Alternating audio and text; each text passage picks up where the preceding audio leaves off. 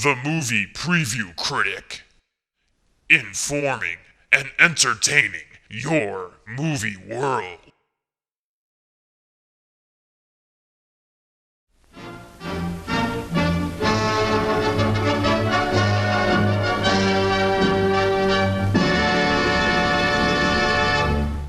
What's up, good movie lovers? Welcome to the Box Office Breakdown. With the box office numbers in for the weekend of February 27th through March 1st, there's only one thing left for us to do. Break it down.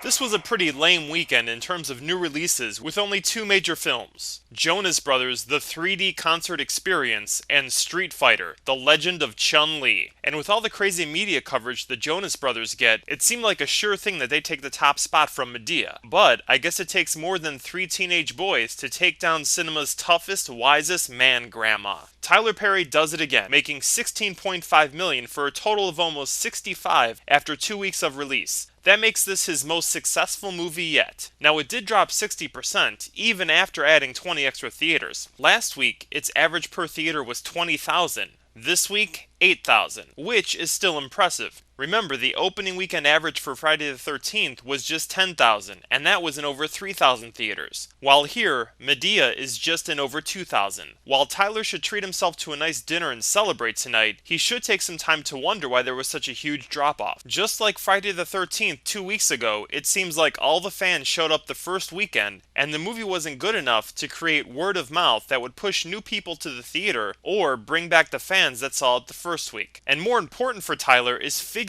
out how he can succeed without Madea. It looks like whenever he goes away from the Madea Goes Somewhere or Madea Reunion this, that audiences don't respond. Like it or not, Madea is his Han Solo or Wolverine or Captain Kirk, and it's going to take some time, creativity, and opportunity for audiences to accept him as someone else and something more. For now, Madea Goes to Jail looks like it's given Madea her next movie title. Because of this box office success, expect Tyler to continue to expand his entertainment empire with at least another Madea movie and a non-Madea movie as well. He's sort of in the George Clooney pattern of filmmaking. As long as he can make one blockbuster, he has the green light to make a movie he cares about and knows not a lot of people will come to see. For our box office behavior here, we get a B. While last week we rewarded him opening weekend for bringing his new voice to cinema, we might have given him a crutch, knowing he can always go to the Madea movie when he needs box office respect, instead of forcing him to create something just as powerful but less by the book and cliche. The Jonas Brothers disappoint with 12.7 million. Now that sounds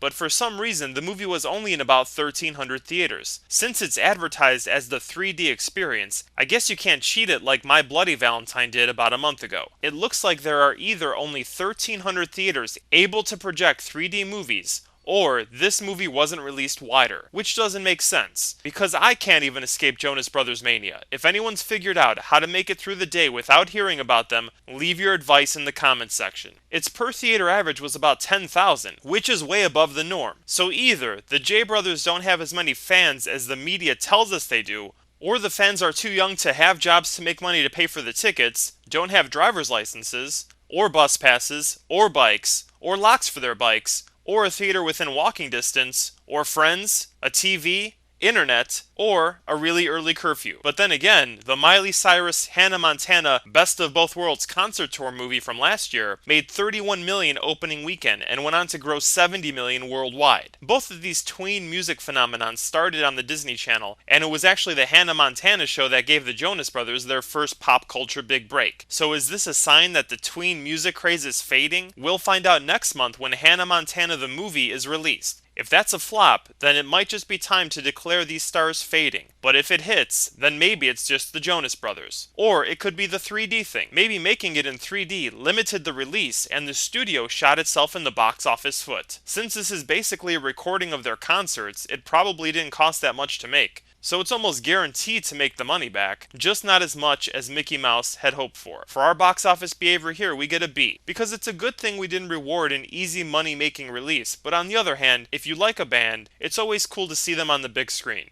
And I'm knocking some points off because over the last day, I've had to learn more than I ever wanted to about Miley Cyrus and the Jonas Brothers. That's the sacrifice I make to search for the movie truth. Now excuse me, I have to go listen to some Metallica.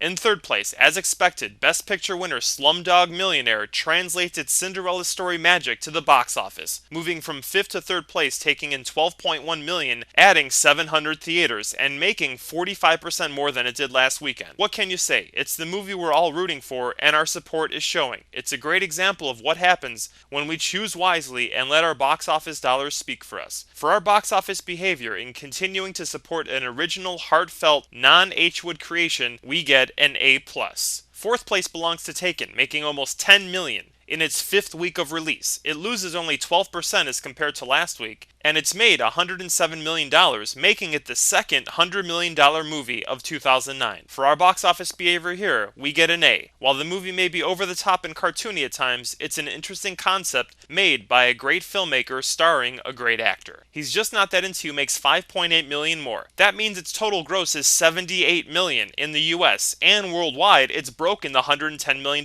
mark. Get ready for a sequel. For our box office behavior here, we get a C. As mentioned last week, it's a decent movie with a solid message and philosophy behind it. It's just too bad it didn't have more balls when it came to the ending. 6th place goes to who else? Our buddy Paul Blart. He brings in another $5.6 million, bringing his 7-week total to $128 million. This week it's lost 137 theaters, but it's still in about 2,700. And it only dropped 18% from last week. This movie will not go away. I know I've been hard on this film, and it's definitely good for a few laughs, but it could have been better. It goes for the easy joke, and it's literally a Saturday Night Live 5-minute sketch that's made $128 million.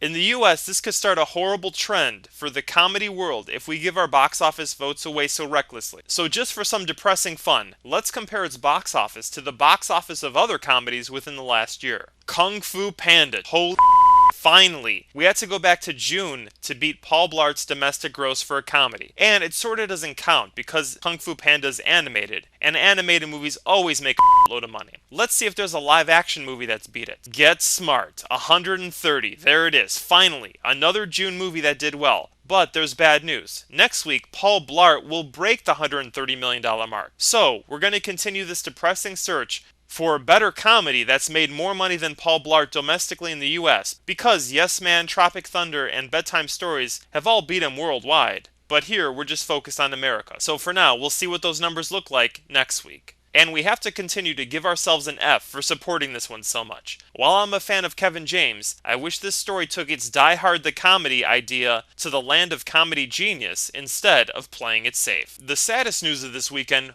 was that Coraline dropped 54%, making only $5.2 million. It's made $61 million in 4 weeks, which is very respectable, but after a strong showing last week, it seemed that a Slumdog Millionaire type wave of support was building, but it looks like that was a fluke. Let's give ourselves a C here for the sharp 1-week drop. We've helped it make a solid amount of money, but it would have been nice to help it inch closer to the $100 million mark. Street Fighter: The Legend of Chun-Li comes in a pathetic 8th place with $4.6 million. This might be the biggest flop of the year, considering the budget was $50 million.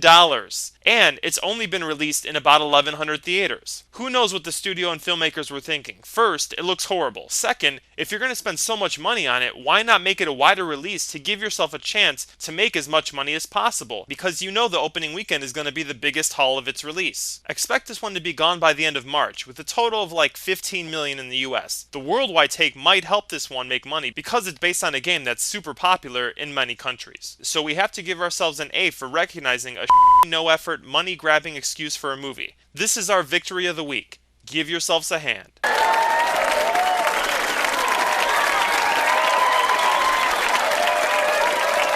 Confessions of a Shopaholic makes $4.4 million, bringing its total to $33.6 in 3 weeks. Like mentioned in previous breakdowns, it's a good idea that made the wrong choices, so we the audience are justly punishing it. We get an A for our box office voting here. Fired Up barely makes the top 10 with $3.8 million, giving it a total of $10 million in 2 weeks, which is horrible considering its budget was double that. As a result, we the audience recognize this one too for what it was and get an A for our movie wisdom here. Finally, we have to mention Jason. He makes $3.7 million, losing 53% from last week. The Friday the 13th remake / reboot / reimagining has made $60 million. for our sobering up just in time and slowing up the profit for this one for yet another week, we get an A. But remember this, because we're going to need this wisdom when the sequel comes out. So that's our box office movie world for this week. We should definitely give ourselves a round of applause for displaying wisdom when it comes to making our box office choices, because we voted wisely for our movie future with our hard-earned dollars. So until next week, remember, the movie future is in our hands. Hollywood gives us more of what we pay for, so choose wisely, and as always, Long live good movies!